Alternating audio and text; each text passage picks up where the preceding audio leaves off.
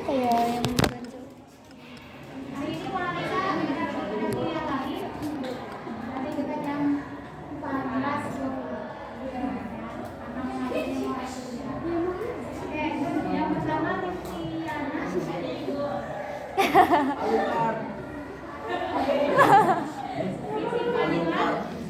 Dingin tetapi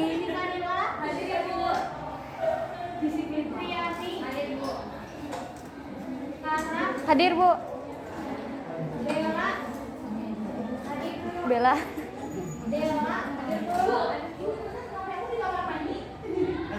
Hai.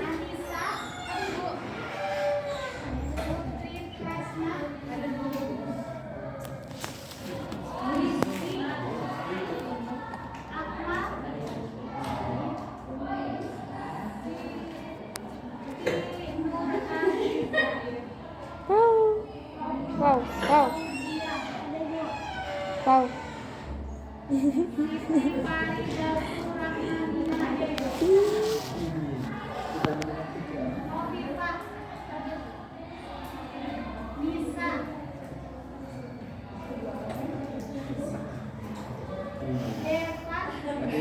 Di zoom banget ya.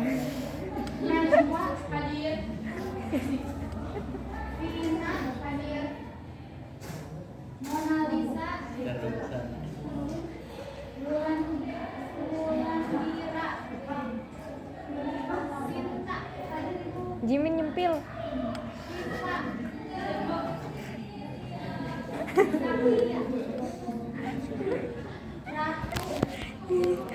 Mana sih? Masih nggak kelihatan.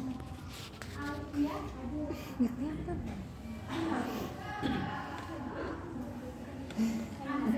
Hah? Iya. Bentar aja. Adin. Piu piu. Rini lewat. Terus.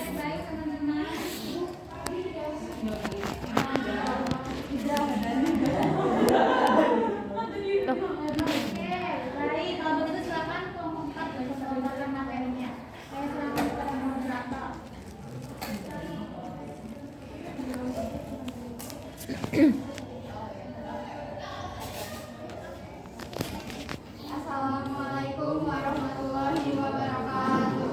Waalaikumsalam warahmatullahi wabarakatuh. Siang. Sore. Sore.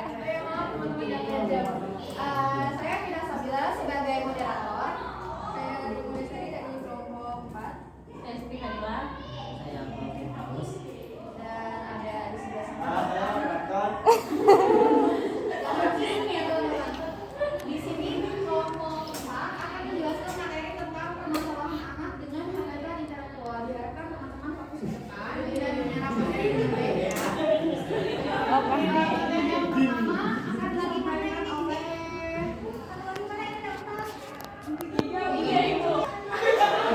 Jimin yang ambil.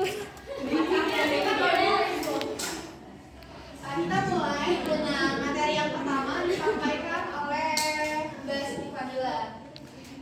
Oh, maaf ada speaking ternyata teman-teman. Woi. Boleh. Yang semangat, yang semangat.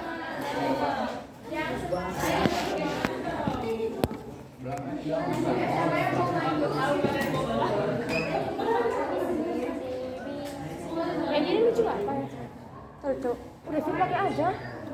Nah, pingpong, pingpong.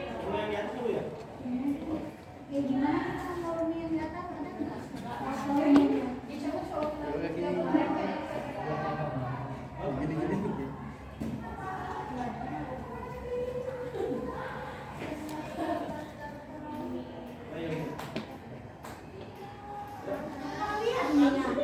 Videonya kalau cabut udah pakai ini aja suaranya nggak apa-apa.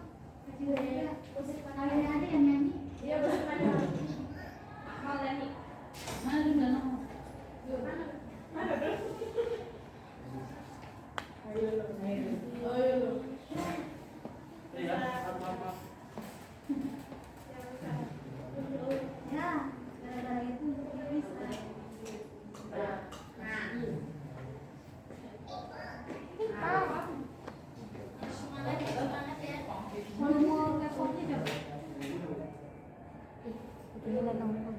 Capek.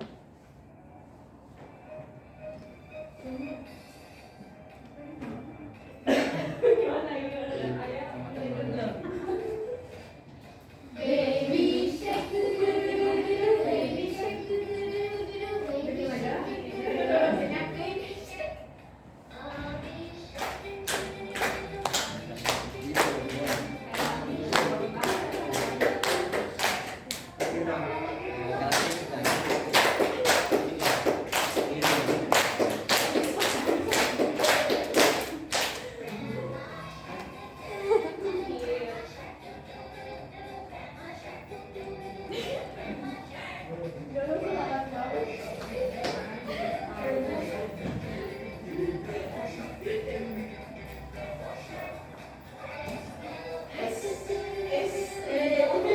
Pocong ya.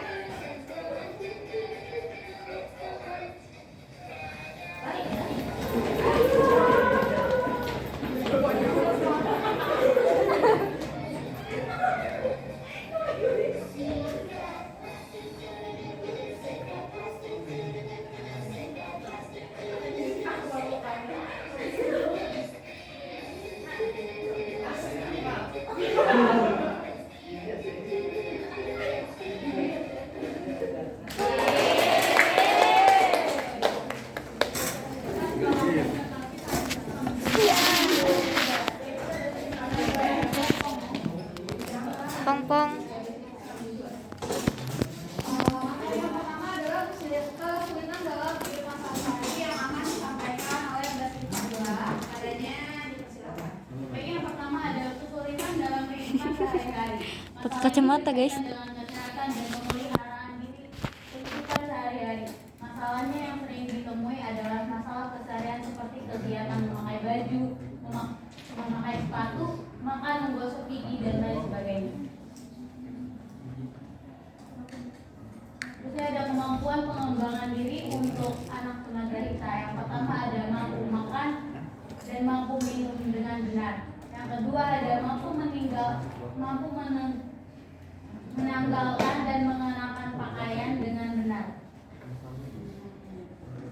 Yang ketiga ada mampu membersihkan dan menjaga kesehatan badan secara baik dan benar. Yang keempat ada mampu merawat diri seperti mandi, menggosok gigi dan mencuci tangan dan lain sebagainya. Yang kedua adalah kesulitan belajar. Adapun kesulitan belajar adalah masalah yang sering dirasakan dalam proses proses belajar mengajar. Diantaranya adalah kesulitan menangkap pelajaran, kesulitan dalam berpikir, daya ingat yang lemah dan sebagainya. Materi selanjutnya adalah upaya mengatasi kesulitan pelajaran yang akan dijelaskan oleh Bang Akmal. Jadi di sini ada 3 Abang upaya Akmal. mengatasi kesulitan belajarnya. Yang pertama menggunakan media pembelajaran yang konkret, seperti mengamati benda asli secara langsung dengan menggunakan panca indera. Yang kedua menggunakan media pembelajaran yang menarik dan mudah diterima bagi anak-anak tunagrahita. Yang ketiga pendekatan khusus yang disesuaikan dengan kebutuhan anak, seperti belajar visual dan Tapi berbasis yang sebelah minat. sana mukanya beda ya. Dan yang ketiga ada penyesuaian diri. Jadi anak tunagrahita mengalami hambatan dalam perkembangan perilaku adaptif. Hal ini dikarenakan keterbatasan dalam fungsi kognitif dan kecerdasan sosialnya. Kemampuan penyesuaian diri dengan lingkungan sangat dipengaruhi oleh tingkat kecerdasan. Karena tingkat kecerdasan anak tunagrahita jelas berada di bawah rata-rata anak normal. Maka dalam kehidupan bersosialisasi mengalami hambatan. Dan upaya untuk membantu anak tunagrahita menyesuaikan diri ada 3. Yang pertama, tumbuhkan kemandirian mereka. Jadi bantu anak mengembangkan rasa kemandirian. Peran orang tua sangat penting dalam membangun rasa kemandirian bagi anak. Yang kedua, stimulus perkembangan kognitif. Stimulus anak dengan mengajak dia bermain puzzle edukatif. Jadi yang kedua itu stimulus perkembangan kognitif. Stimulus anak dengan mengajak dia bermain permainan seperti bermain puzzle. Yang ketiga, libatkan dalam kegiatan kelompok. Libatkan anak dalam kegiatan kelompok agar dia bisa berbaur dan menerima keberadaan anak-anak lainnya. Materi selanjutnya adalah pemanfaatan waktu luang yang akan dijelaskan oleh Rini. Pemanfaatan waktu luang. Anak tunagrahita memiliki tingkah laku yang bermacam-macam. Jika tidak diatasi dengan baik, akan mengarahkan pada perilaku yang negatif. Anak akan berperilaku buruk untuk mengisi waktu luang. Upaya dalam pemanfaatan waktu luang. Dengan menggunakan waktu luang untuk kegiatan kreatif sesuai usia perkembangan, seperti permainan dengan aktivitas motorik, misalnya bermain paddle atau boneka, melakukan aktivitas yang berorientasi pada permainan sosial dan bergabung dalam usia, atau contohnya kelompok renang atau bersepak bola.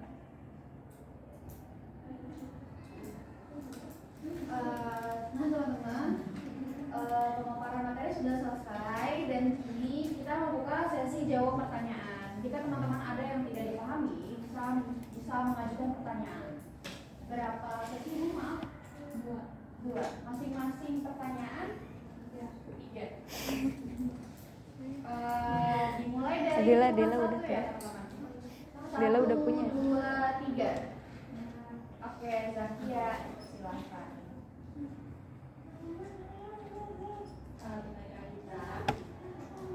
Jadi dia dulu punya teman waktu SD, temennya itu petinju atau gimana gitu, dan dia entah emosinya lagi nggak stabil atau gimana, dia mukulin dirinya mukulin kepalanya kayak gini, pakai helm tapi helm kayak gitu. Terus itu kenapa katanya?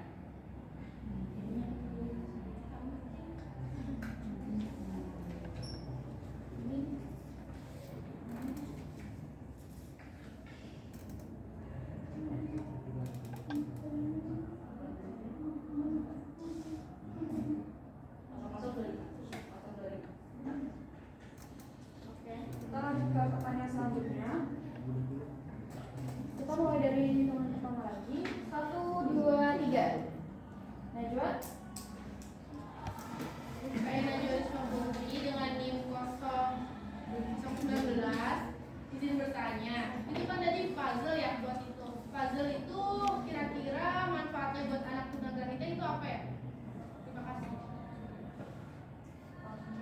Oh iya, nambahin. Kenapa nggak mainan lain? Kenapa harus puzzle?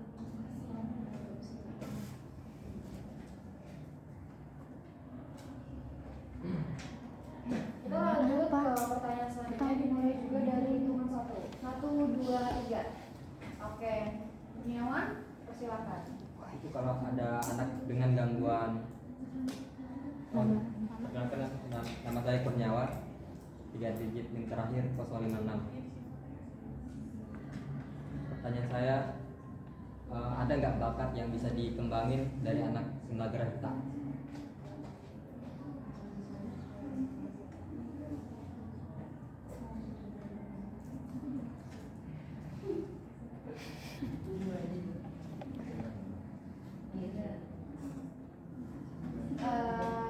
Untuk menjawab pertanyaan dari teman-teman yang masih belum dipahami, kita minta waktu sekitar 3 menit ya teman-teman. Oke. Mulai dari sekarang. Ngomongnya apa? Lagi ini nanya tuh dia. Siapa lagi?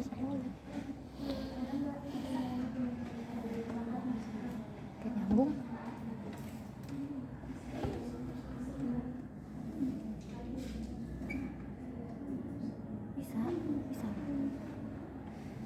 Bisa. Kan ini internet.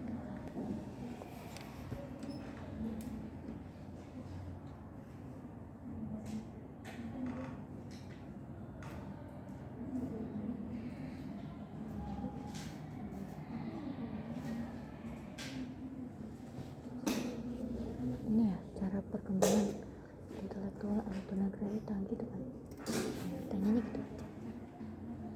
Ya bagaimana cara perkembangan intelektual untuk anak-anak tunagrahita.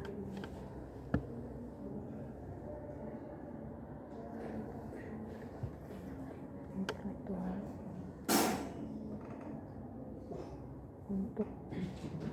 untuk anak tunagrahita. Gitu aja. Ini dia.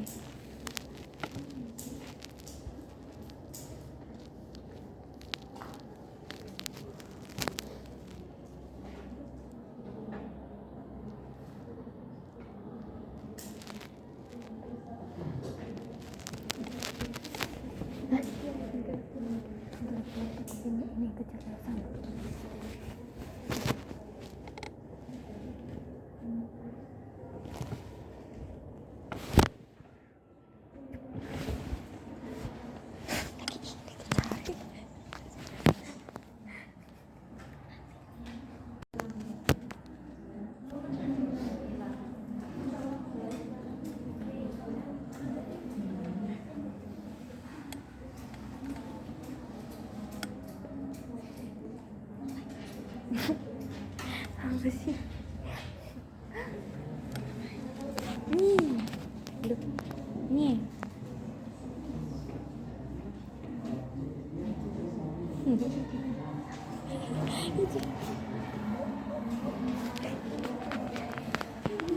Tiba-tiba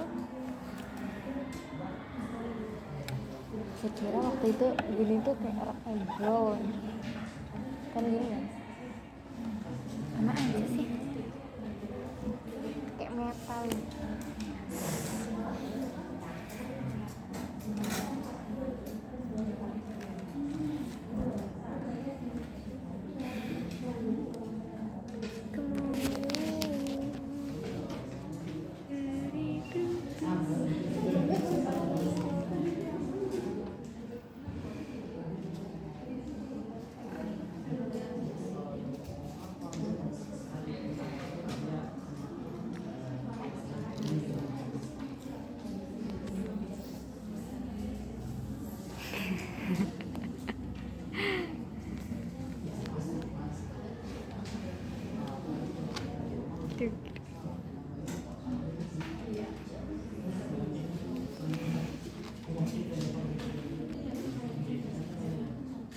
Serius sekali.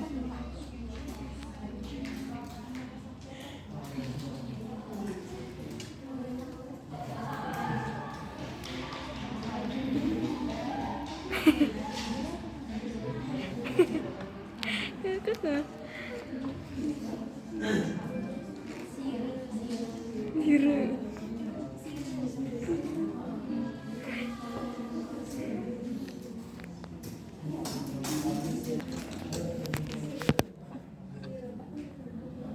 Siru.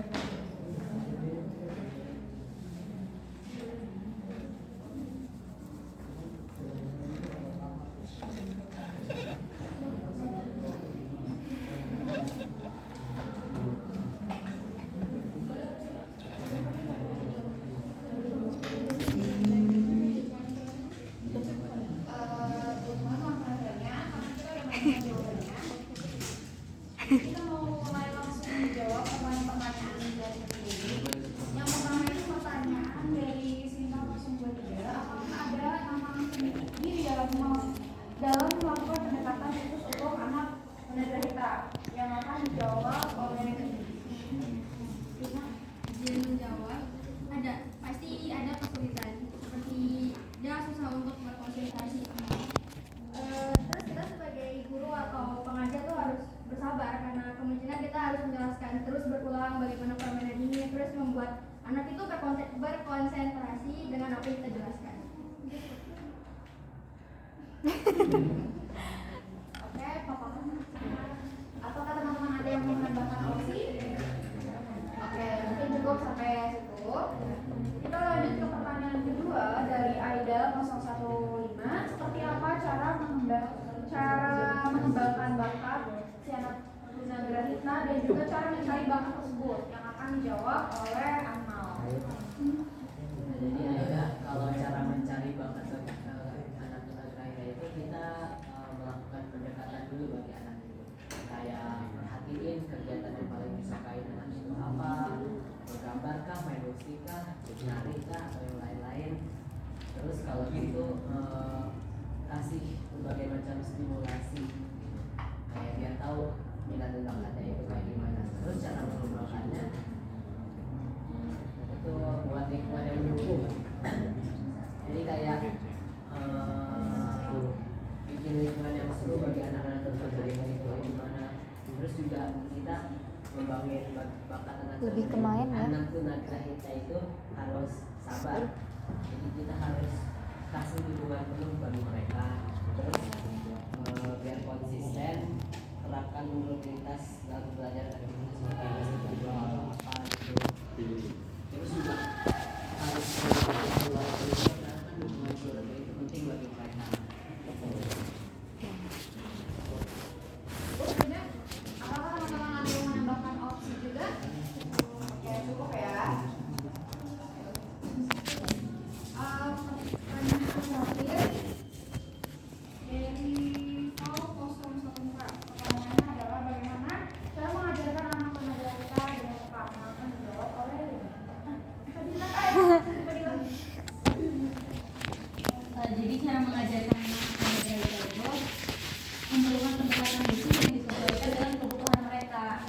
ada pun kayak menggunakan metode pembelajaran visual seperti menggunakan gambar, foto, video atau dapat membantu mereka memahami konsep secara lebih baik. Nah, terus selanjutnya ada pembelajaran berbasis permainan. Jadi kan biasanya anak tunagrah itu kalau misalnya anak tunagrah itu kan kayak lebih suka dengan yang kayak games kayak gitu tuh ya, yang lebih ke permainan. Nah terus ada komitmen terhadap konsistensi seperti menerapkan rutinitas jadwal yang teratur untuk membantu mereka merasa aman dan terarah dalam proses pembelajaran. Terus dukungan individu juga sangat penting. Dari setiap anak tunagrahita itu memiliki kebutuhan yang unik, dan dukungan individual yang sesuai dengan kebutuhan masing-masing sangatlah penting untuk membantu mereka mencapai potensi penuh mereka dalam pembelajaran. Oh, bisa dimatiin ya? Oh. Teman-teman agar gak ngantuk, sebelum menutup ada sedikit games atau mungkin speaking ya. Oh, ada itu. Ya, oh, gak bisa dimatiin ya, Kita Paul. habis speaking tuh. Gila, kan? Kita lihat siapa yang paling semangat. Gak bisa. Udah dari awal ya. Kita udah lihat yang siapa yang paling semangat tidak belajar. Hadiahnya apa? Jauh ya. Putri. Oke teman-teman, mohon maaf bila dari saya sendiri ada kesalahan dan dari teman-teman juga ada kesalahan. Oh ya maaf. Kesimpulannya adalah tunagrahita merupakan anak yang dikategorikan sebagai anak yang mengalami hambatan dalam intelektual teman-teman. Kemampuan intelektual ini tidak sesuai dengan umur fisik mereka. Karena itulah kondisi anak tunagrahita dapat dikatakan mengalami penurunan intelektual yang dikenal sebagai retardensi mental. Oke, untuk mengakhiri presentasi dari kelompok 4, saya sebagai moderator, mohon maaf kalau yang disengaja ataupun yang nggak disengaja, juga teman-teman dari kelompok 4 itu sendiri ada yang mau minta maaf. Minta maaf. Salim.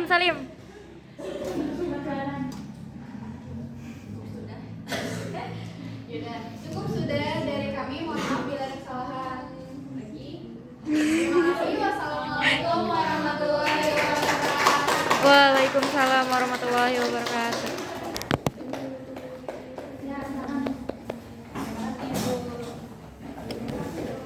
Arigato. Tadi dulu sih, belum puas.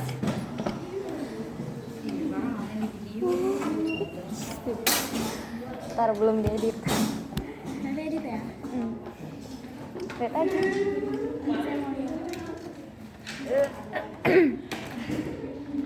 Oh my god.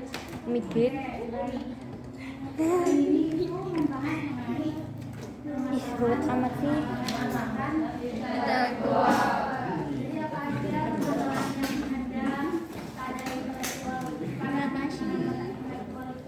Iya. Nyama.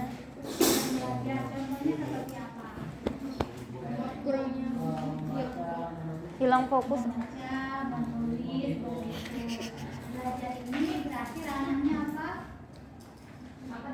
Akademi.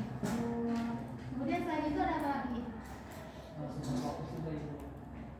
Fokus, kesulitan dalam fokus. Kemudian beradaptasi dengan lingkungan, beradaptasi dengan lingkungannya. Ada lagi? Kesulitan sehari. Kesulitan dalam kehidupan sehari-hari. Masalah emosional. Oke, jadi teman-teman, seperti yang sebelumnya mungkin sudah saya jelaskan bahwasanya di mana anak-anak dengan kebutuhan khusus Ini 2 kali presentasi gemeter. mengalami hambatan pertama itu kan Merasakan apa yang pernah rasakan. mereka mengalami atau memiliki inteligensi di bawah Rata-rata. yang mana inteligensi di bawah rata ini diklasifikasikan ke dalam 4 klasifikasi. Ada apa aja? Ringan, sedang, berat, Sangat berat. Ada 3, ringan, sedang, berat sampai sangat berat, gitu ya. Kemudian yang kedua apa? Selain inteligensi di bawah rata, kemudian apa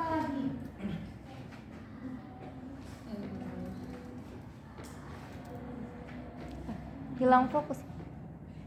Itu dari tadi hilang. Nggak di sini kita nggak ngebahas ini. Mereka juga mengalami hambatan pada perilaku terhadap Oh. mereka mengalami perilaku mengalami hambatan pada perilaku adaptif dan yang terakhir itu bahasa usia Kreatif apa? usia perkembangan. Nah, teman-teman boleh ditonton ya ada video terkait dengan intelektual disability. Aku bisa sadar. Apa? Master kan? Iya. 15:45 masih lama. Pip pip pip pip.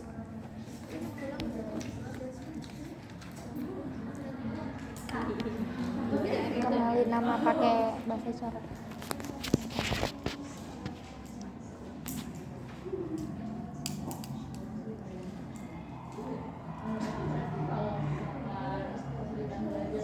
bedanya Pradita sama adik-adik itu apa ya? Adik-adik dan adik-adik dan intelektual disability atau orang kita beda nggak? Sama autis beda nggak? Beda. Kalau kita mau mengetahuinya dari mana? Oh itu ADHD itu mental ya? Ya. Yang pertama, tentu dari tingkat IQ mereka. Yang kedua, setiap anak dengan hambatan itu kan memiliki karakteristik masing-masing. Apakah karakteristik dari adik-adik yang misalnya autis itu sama atau tidak? Dengan anak dengan hambatan intelektual. Beda. Beda. Jadi kita bisa ketahui ADHD kan emosi tingkah laku. mengidentifikasi anak itu misalnya ini apakah ini ADHD atau misalnya ini adalah anak teman kita, maka kita identifikasi aspeknya terlebih dahulu mana yang memang perilaku yang muncul. Misalnya ini kalau ADHD ini kan ada beberapa perilaku yang muncul ya dalam ADHD ini. Nah, apakah perilaku itu muncul atau tidak? Ketika misalnya tidak, berarti dia itu dikategorikan ADHD. Jadi kan ADHD, kemudian autis, kemudian anak kita, atau misalnya apalagi anak kesulitan belajar kan itu memiliki definisi yang berbeda-beda. Meskipun mungkin di antara mereka itu ada yang memiliki dia ADHD, tapi ternyata juga dia itu mengalami intellectual disability. Kan bisa jadi seperti itu. Dia ADHD tetapi kemampuan intelektualnya itu di bawah. Seperti itu. Gitu ya. Kalau ADHD itu sendiri itu apa definisinya? Dari arti ADHD apa? Attention deficit hyperactive Disorder. Attention deficit berarti apa artinya? Perhatian. Berarti defisit itu kan kurang ya atensinya dan kurang dalam atensi dan hiperaktif. Seperti itu. Apakah anak-anak benar memiliki ketunagrahita juga memiliki ADHD atau tidak? Jadi kita bisa melihat si anak itu terkategori yang mana dari perilaku yang muncul dari anak. Seperti itu. Ya. Oke. Berarti kalau anak bersumber itu bisa disebut Pradita itu maksudnya kayak apa tuh Pradita? Down syndrome kan kalau ada kan menurut seperti tunagrahita. Tapi kalau Down syndrome itu ada masuk kepada kategori tunagrahita. Jadi dalam itu ada juga kan tunagrahita itu banyak ya. Ada yang sedang, ada yang ringan, ada yang berat. Nah, ketika anak Down syndrome itu memang memiliki tingkat IQ-nya di bawah rata-rata, berarti itu kan dia masuk kategori pada tunagrahita. Dia. Seperti itu. Nah, Tapi kalau Down syndrome pinter ini mah ya, dikatakan bahwasanya adaptif behavior atau perilaku adaptif itu kan salah satu yang mendefinisikan bahwa anak yang dikatakan tunagrahita itu bukan hanya mereka yang mengalami tingkat intelijensi di bawah rata, tetapi dia juga mengalami di usia di bawah 18 tahun dan juga memang mereka itu mengalami hambatan dalam perilaku adaptif. Nah, perilaku adaptif itu apa? Teman-teman di sini ada video.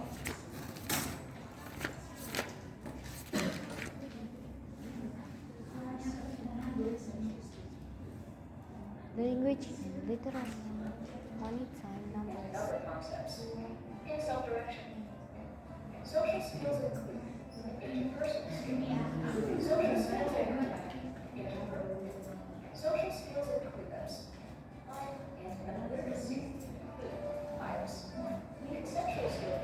Teman-teman bisa lihat di sini, pelaku adaptif ini mencakupnya itu ada pada konseptual, pada sosial, dan keterampilan praktek. Apa saja sih pada cakupan konseptual, kemudian sosial, dan juga praktik ini? Teman-teman bisa melihat, misalnya pada keterampilan konseptual ini mereka itu mengalami hambatan pada language and literacy. Kalau language and literacy itu berarti kan dalam berbahasa, bagaimana berbahasa, berkomunikasi dan lain-lain. Kemudian terkait dengan money, time, number, dengan bagaimana terkait dengan uang, kemudian waktu dan juga angka, dan juga self direction. Self direction itu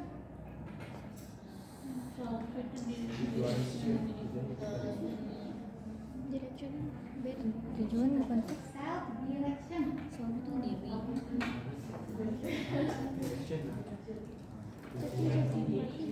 Tujuan nggak sih? Itu apa bahasa Indonesia? Direction. Tujuan. Tujuan.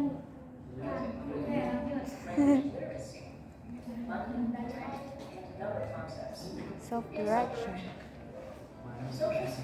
Social skills. Sosial skill, misalnya pada interpersonal skill atau keterampilan intrapersonal. Kalau bisa yang berhubungan dengan keterampilan yang pakai apa? Kalau interpersonal, seperti apa sih keterampilan interpersonal?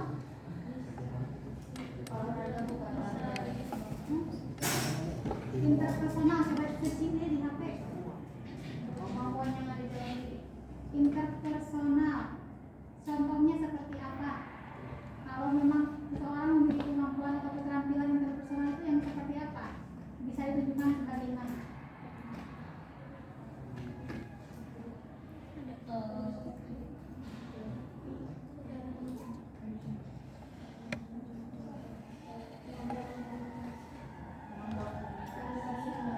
Komunikasi ketika interpersonal itu misalnya ketika kita berinteraksi dengan orang lain, bagaimana cara kita berkomunikasi dengan orang lain, itu kan merupakan Tapi kan interpersonal. gak bisa nyusul Kemudian yang selanjutnya itu katanya ada kata social saya responsibility, ada self esteem dan juga problem solving. Dan yang terakhir itu ada practical skills. Jadi keterampilan yang praktik, misalnya untuk kehidupan sehari-hari, dengan skill, healthcare, record, and profession, instrument dan program. Itu merupakan keterampilan pada perilaku adaptif, di mana ketika mereka mengalami hambatan atau hambatan pada salah satu keterampilan tersebut, nah kemudian itu mereka mengalami degradasi seperti itu. Nah, teman-teman di sini, teman-teman bisa lihat kita ketika kita untuk mengetahui bagaimana sih dampak dari ketenagaan tersebut ke dalam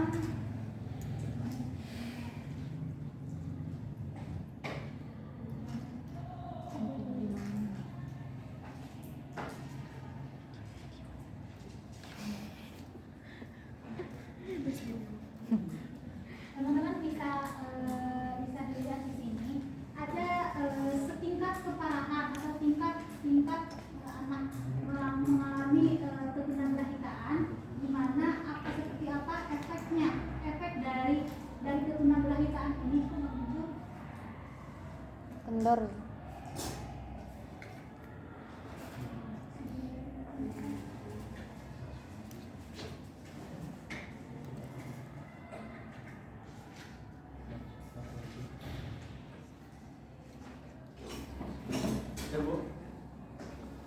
teman-teman ya.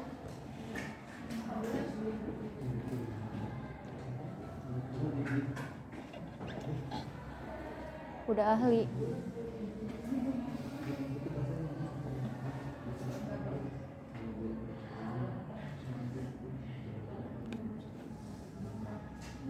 Wih,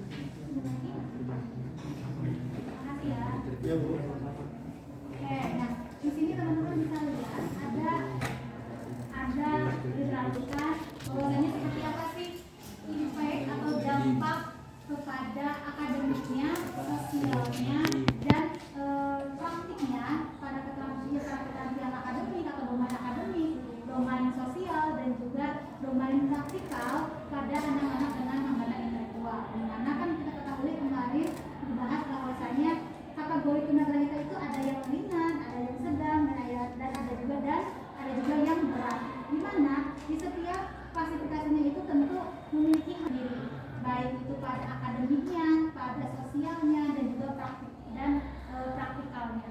Nah, coba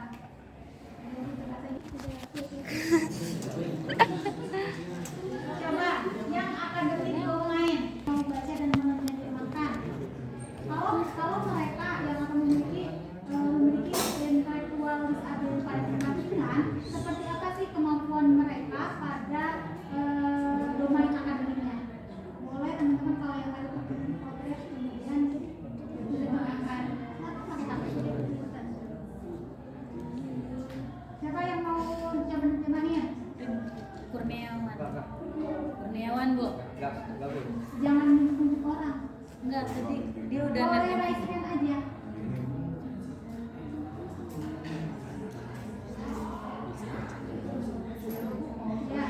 yang akan didomain dulu ya Bu. Oke.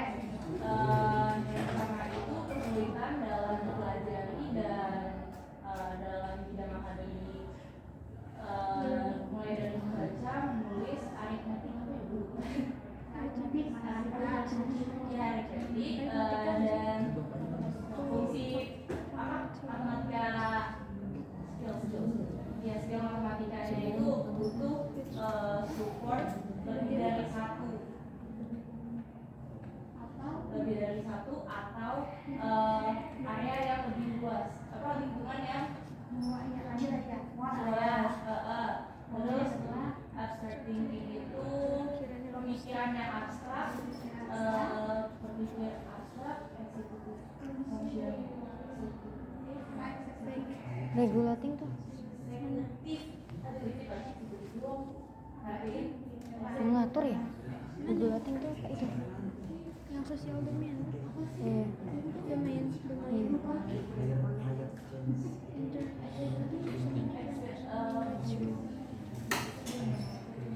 Oh iya. Dampak memori. Lihat nih emotion. Kayaknya ini nggak sih? Kayak tidak bisa mengontrol emosi gitu. Itu regulatif. Apa ada emotion? Kesulitan dalam mengontrol emosi. Kayak yang tadi Dekia itu. Iya.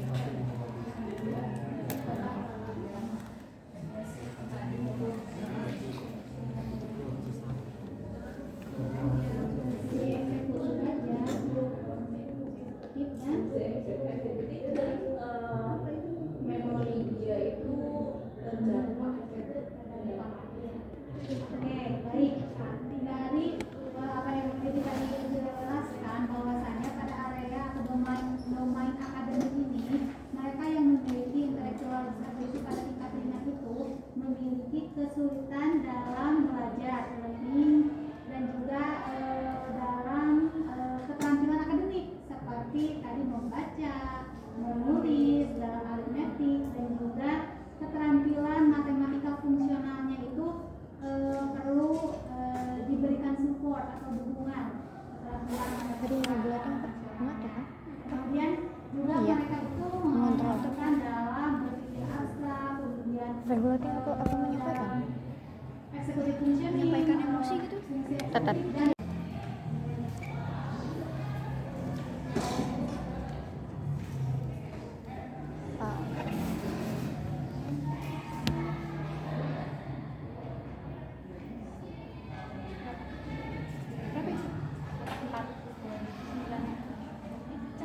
nah, misalnya seperti ini, teman-teman, setiap dari kita itu baik itu anak-anak dengan hambatan intelektual atau anak-anak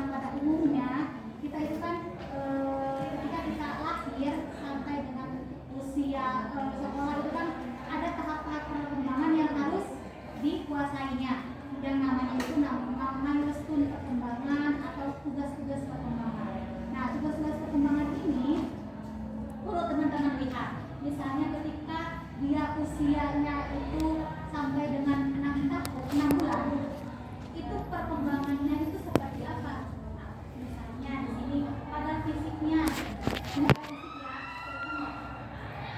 Nah, pada fisiknya, domain fisiknya apa karakteristik seperti apa yang memang seharusnya anak-anak itu kuasai pada usia 0 sampai 6 bulan. Ada fisiknya, ada sensorik, kemudian emosional, sosial, mental. Kemudian yang selanjutnya itu untuk usia 6 months to 1 year.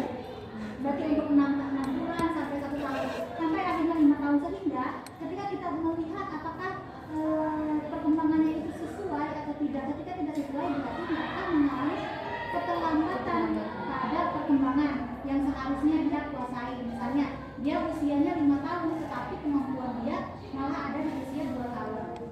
Dia misalnya ketika dia usia 5 tahun harusnya anak itu udah bisa berjalan, harusnya anak udah bisa berlari, tapi dia masih tiduran. Berarti kan itu mengalami keterlambatan dalam aspek motoriknya.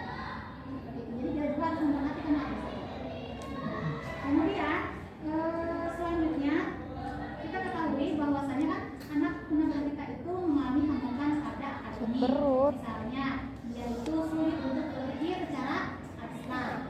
Jadi tadi kan pembelajaran harus dilakukan secara konkret. Kemudian apa lagi? Pembelajaran harus dilakukan secara berulang-ulang. Ya. Nah, teman-teman, saya ingin memperlihatkan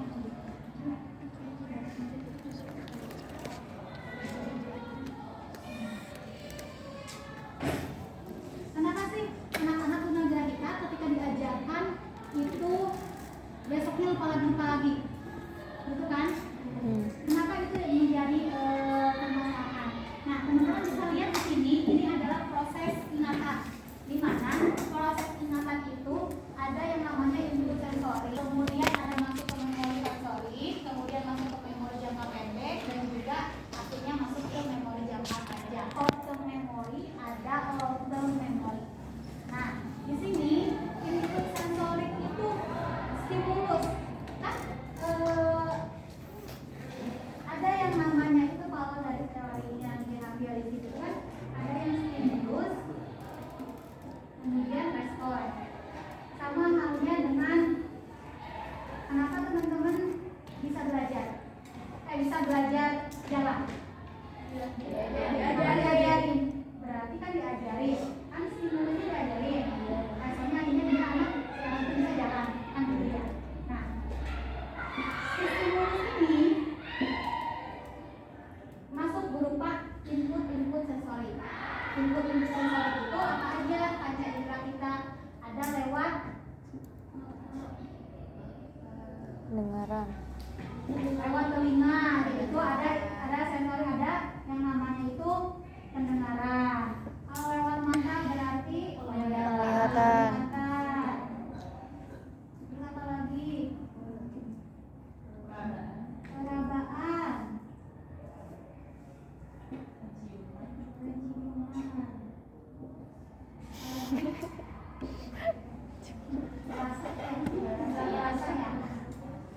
Nah, misalnya ketika saya mau masukkan input sensori kepada anak, saya ngajarin anak itu A B C D. Berarti kan masuknya input sensori pendengaran ke sini. Kemudian dengan adanya perhatian, maka masuklah ke memori jangka pendek. Ya, ke memori jangka pendek. Ajarin A, B, C. Udah gitu kan diajarin, ini kan masuk latihan ya. Ya. Kemudian masuk kepada memori jangka pendek atau short term memory. Nah, di sini hari ini itu diajarin, berarti kan masuknya ke ABC itu masuknya ke short term memory dulu. Kemudian besok itu ketika ditanya dia lupa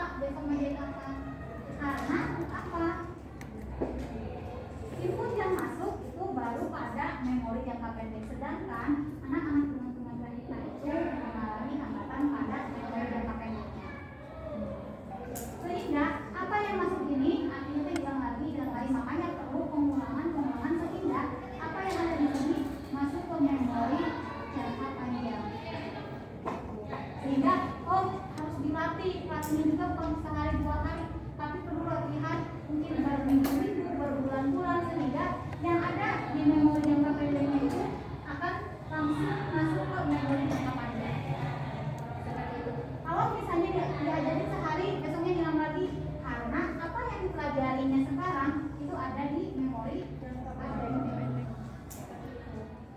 anak-anak muda kita dikatakan bahwa mereka mengalami hambatan atau kesulitan pada memori zaman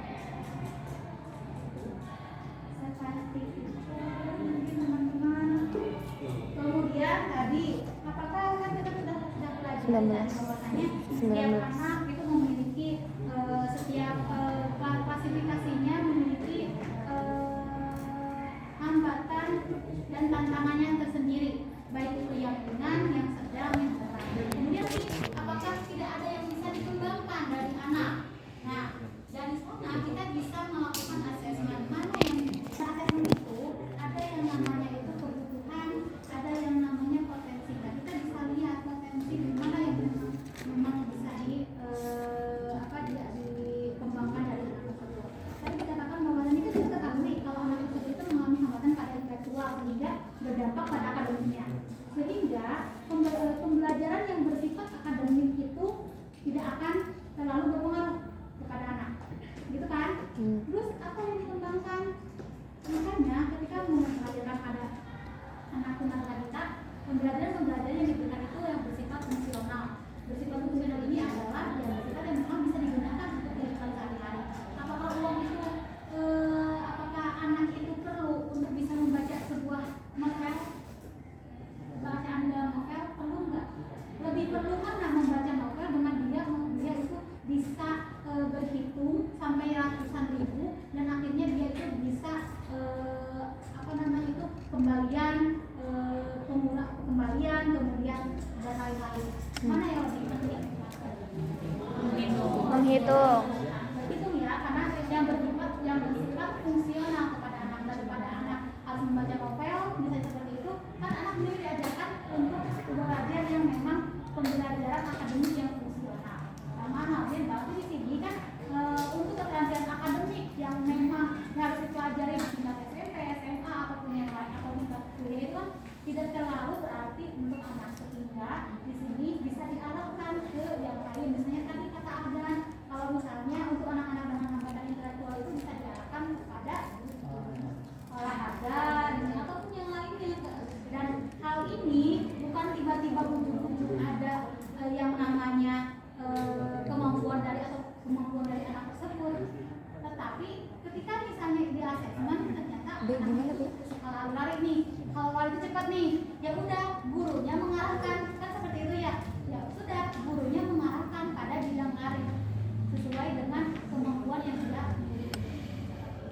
Jadi di sini juga perlu adanya latihan yang dilakukan oleh anak. Jadi tidak ujung juga nih bakatnya di sini, oh ini bakatnya di sini, tapi dilihat kan yang bisa melihat itu adalah guru yang memang setiap hari dalam kesehariannya. Misalnya, atau misalnya Adan, oh ini Adan tunanetra, kemudian ketika dia nyanyi gurunya tuh lihat suaranya bagus, akhirnya Adan diarahkan misalnya kepada musik seperti itu. Jadi tidak tiba-tiba ujung-ujung langsung ada, tapi harus ada juga proses yang namanya itu latihan. Hanya di sini kan namanya juga ada yang namanya itu belajar. Belajar itu kan perubahan tingkah laku dari yang tidak bisa jadi bisa. Nah, perubahan tingkah laku ini kan ada yang proses, tidak ujung-ujung langsung tingkah lakunya berubah kan? Ada yang namanya proses latihan, dikembangkan sehingga akhirnya ada perubahan tingkah laku. Aduh.